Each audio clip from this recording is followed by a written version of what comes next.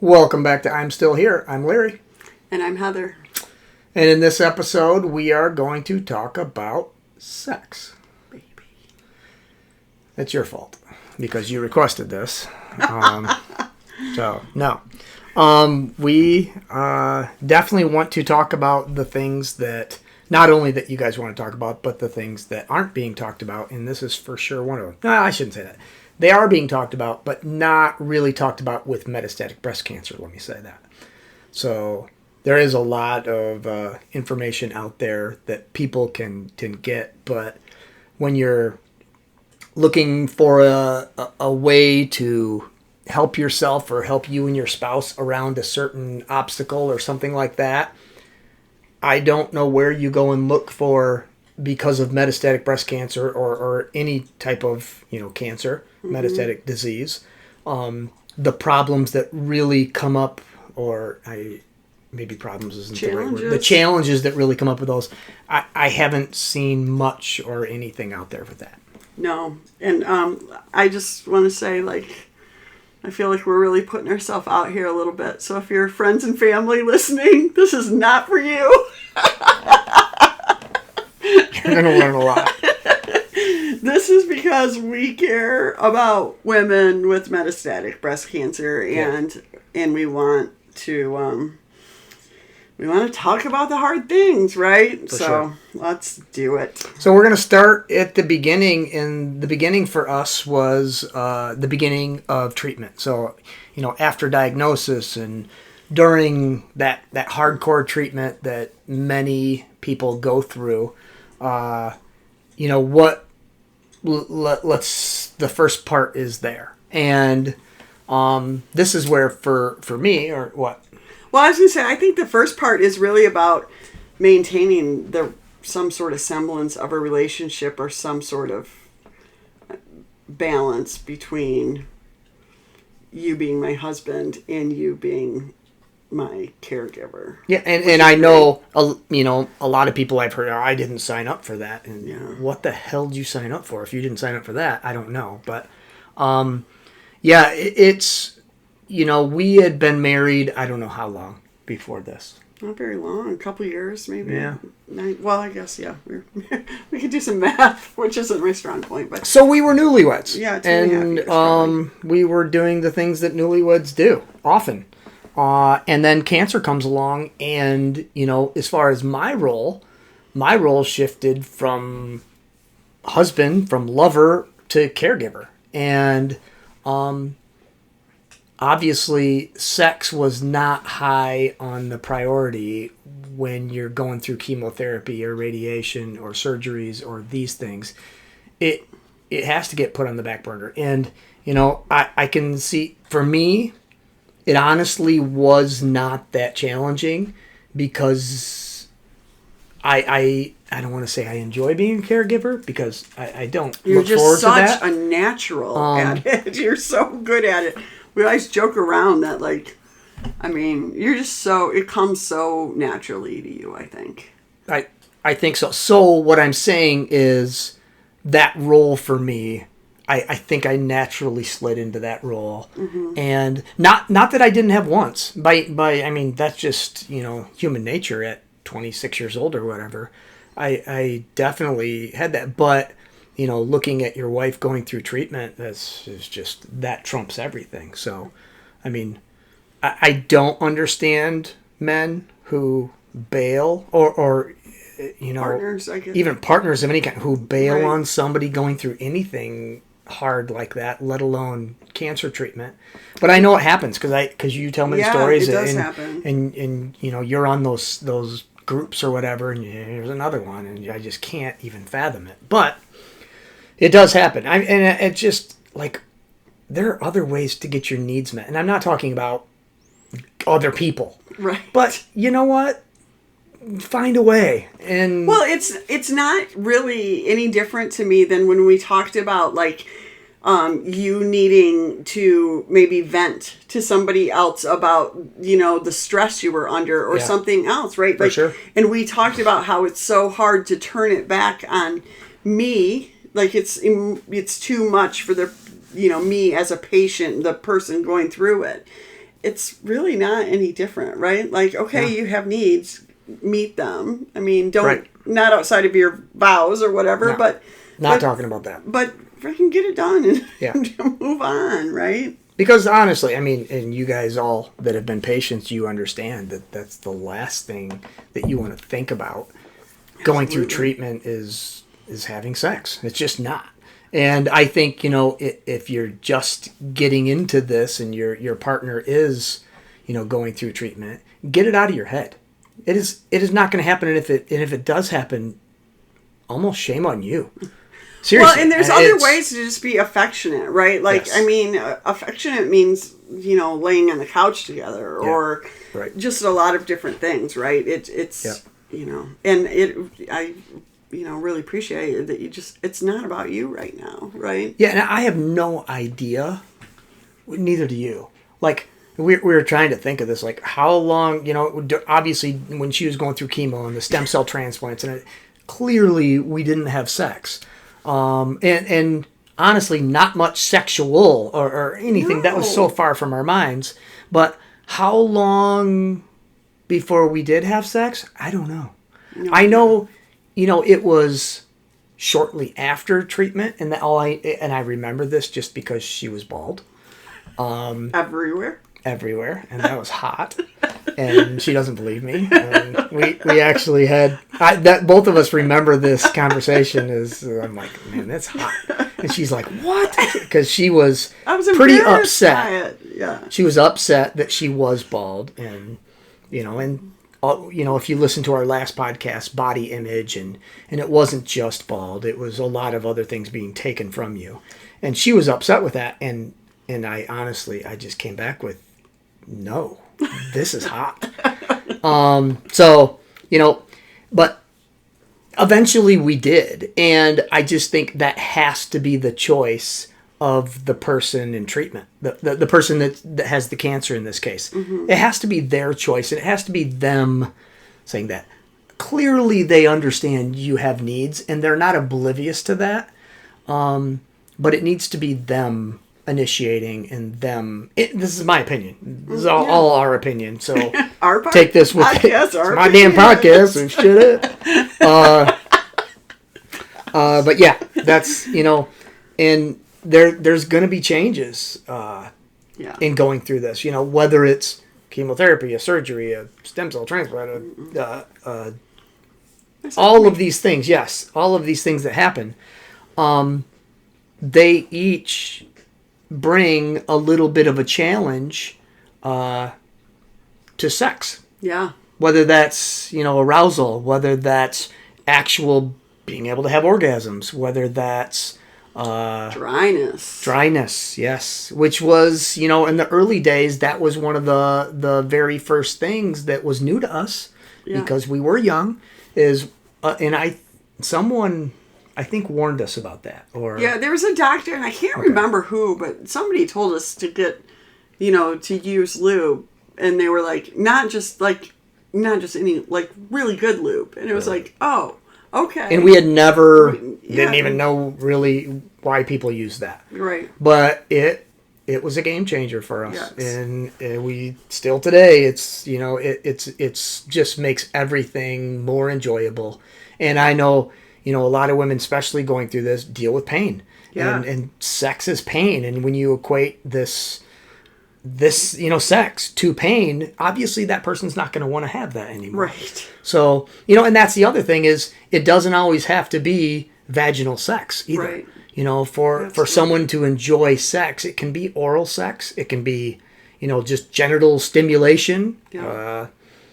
There's a lot of things. It can, be other things. Now, 20 years ago, we honestly were just clueless. We didn't know anything about this stuff. Well, and I don't, at the risk of sounding old, I just feel like this stuff is talked about so much more nowadays. Like, I feel like younger people are not shocked about a vibrator or lube or whatever. Even, sure. Really finding pleasure in a way that, I was, I think we were all just raised as prudes.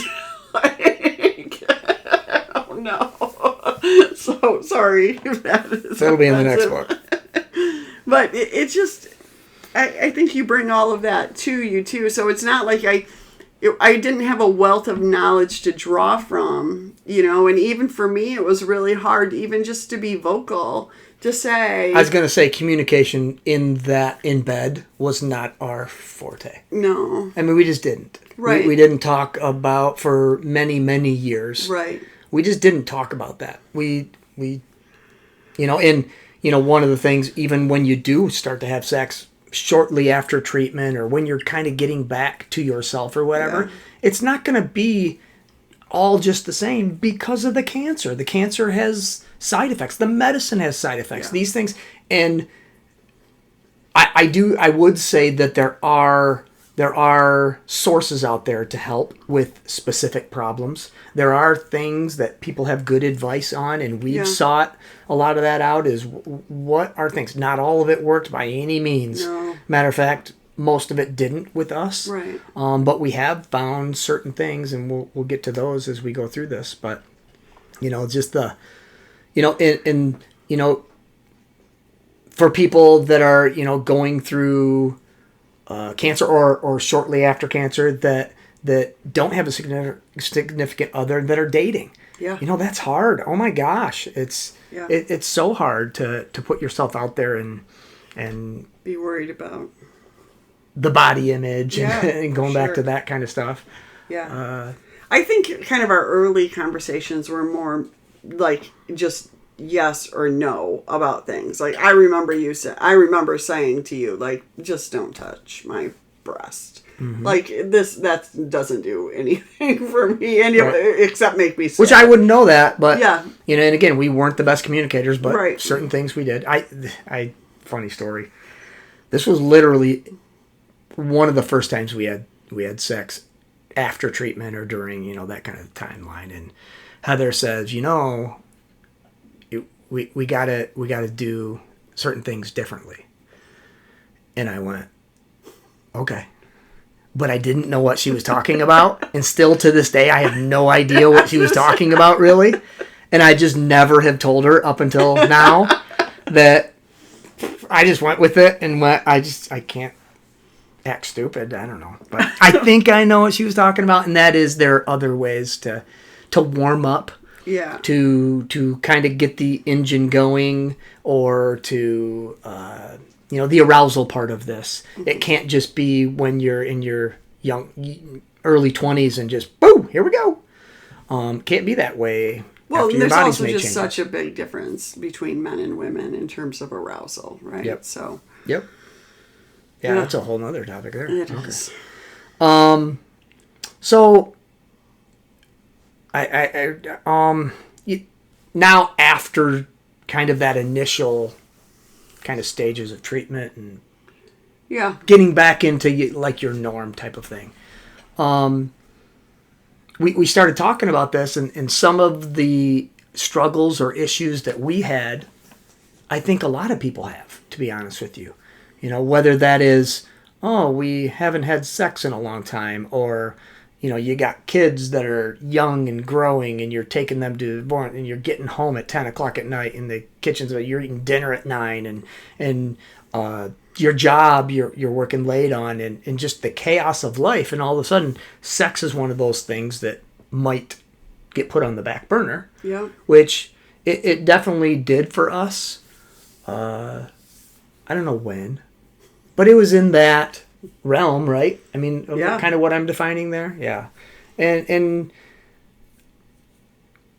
part of it was life, but part of it was also cancer. Part of it is when you're not enjoying arousal and sex and those things, why would you want to?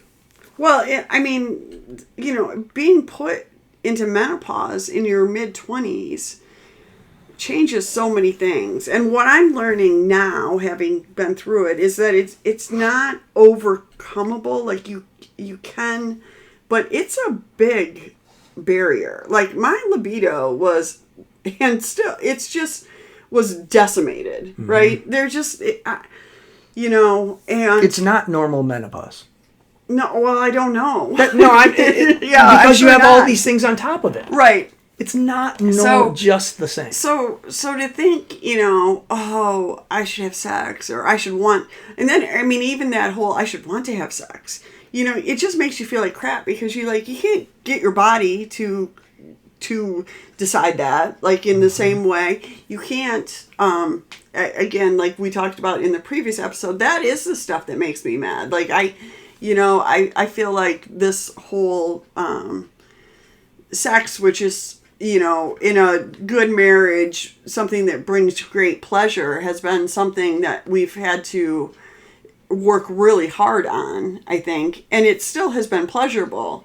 But I know that there's also, I feel like I missed out on many, many years of what I think would have been really satisfying sex without cancer, right? Like, I'm just going to be honest. No doubt.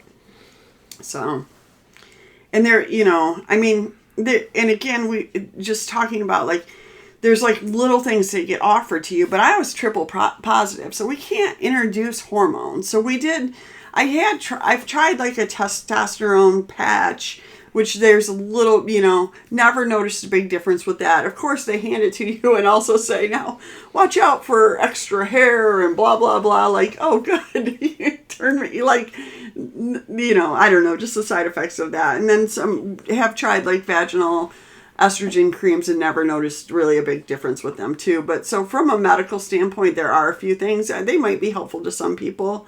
They haven't made a noticeable difference to me. But just also, I think, just recognizing that sex is going to be different. You know what I mean? And from my standpoint, there's a learning curve, because it doesn't just get taught to you. My learning curve, to some extent, was just learning the difference in arousal for men and women. Yeah. Because, I mean, you just don't get taught that. No. You understand, if you're a man, you understand what arousal is. And if you look at a woman and she's looking at you, there it is.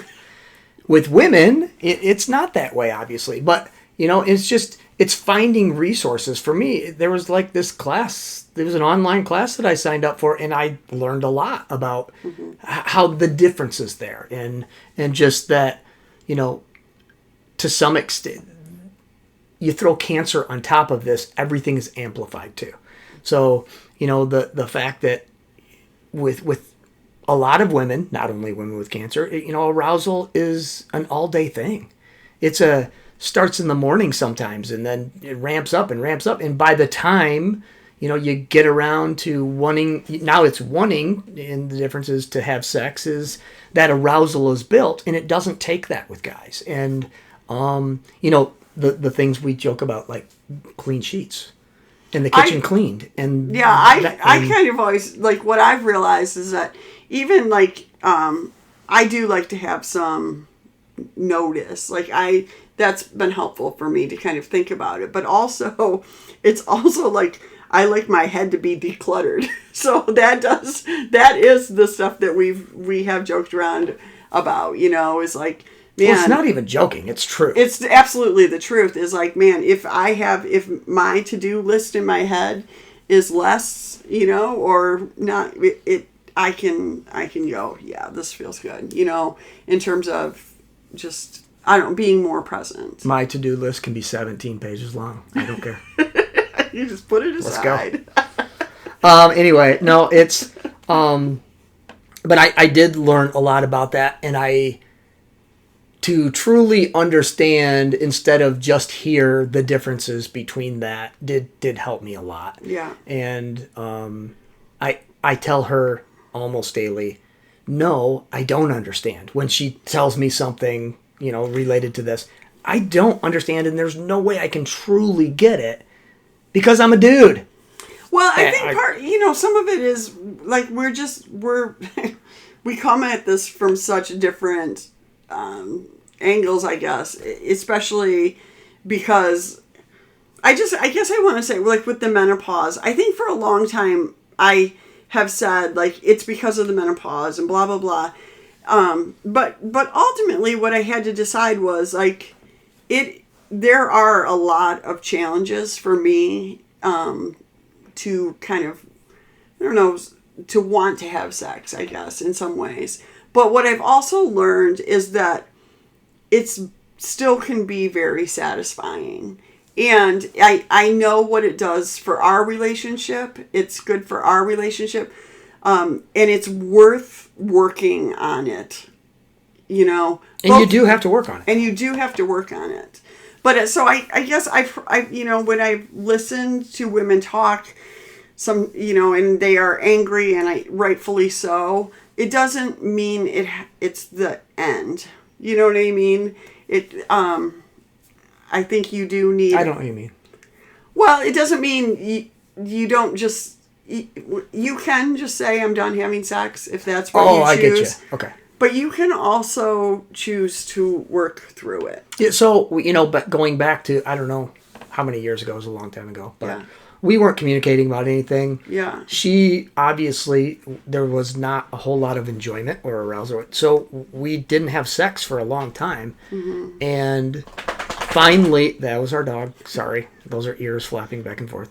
Finally, you know, it did finally come up. Mm-hmm. And I know exactly where we were, by the way. I know we were driving home from an appointment. I can tell you exactly where we were on the highway when you brought this up. That's kind of how much I remember about it. Go ahead. So anyway, I can't tell you specifically what it did. It probably opened up communication. Yeah. If nothing else. And you did say, you know, that might have led to whatever, you know, an appointment or something. Yes, I did. Yeah. Go ahead. But you keep saying that. I don't know what I'm talking about. No, what I recall is basically you said, like, is this the way it's going to be? Are we never, is this what sex is going to look like in terms of, you know, we haven't had sex and I don't know what it was. I don't know if it was a month. I don't know if it was 3 months. I don't know what it was. And I was like, I don't know what you know what I mean? Mm-hmm. And you were saying this, basically, like, this isn't great for me. Like, that's not what I want. And how can we do things differently? And I was like, oh boy, like I realized that I needed to consider this more, you know? And it led to me, I decided to make an appointment with a counselor who specialized in like sex, which was, I don't think you got anything really out of that. Did you? No. Well, the one thing that she said was, and she said that using a vibrator might, you know, increase like pleasure or whatever, stimulation kind of thing. But if I did use it, that I wouldn't probably enjoy other parts of sex as much anymore, which I was like, what? And again, my background, pretty conservative. That was a hard no. So I was like, oh, well, then maybe I won't. But that's not the case. So yeah, and I don't know how many years later, I had a friend who, this was probably early 40s, probably in the early 40s, passed away. Just out of the blue. Just boom, dropped. Healthy as a horse, just died. Mm-hmm. And, you know, obviously knowing Heather and metastatic breast cancer, it really changed my outlook. You know what, you'd think it would have been changed before. And it did. We've handled a lot of things in our life differently than a lot of people do because of cancer. But this one, I was really like, wow, you don't have tomorrow promised. You might not be here tomorrow. And I just went in the mindset of the YOLO. You know, you only live once. I want to try things. I want to do things. I just, and she kind of gave me the green light to, to go out and see what's there, you know, because we were probably as conservative as you get when it comes to sex. But just to go out and offer up, hey, what about this? What about this? And some of them were hard no's. Some of them, yeah, still today, and this goes back to body image and all this. I'm telling you, guys, we just got to have a side talk here. Some things are hard nosed. But other things, like I were hell yeses. well, not one thing was a hell yes in the beginning. Not True. one thing. I would totally agree with that. But one of the things, what I did, I bought her a small vibrator, and she was not, this was, her conservative background, this was the devil's toy. So it sat in the box for a while, and then finally did try it, and that was a win.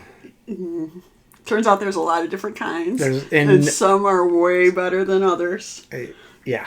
Some are, you don't know. Yeah. So, things like that we never would have even considered, 15 years ago. Well, she wouldn't have. But other things, and we did, just communication, we use emojis, and we use... Yeah, we have a little kind of a code sort of thing that we use, and it's basically just a way for us to kind of...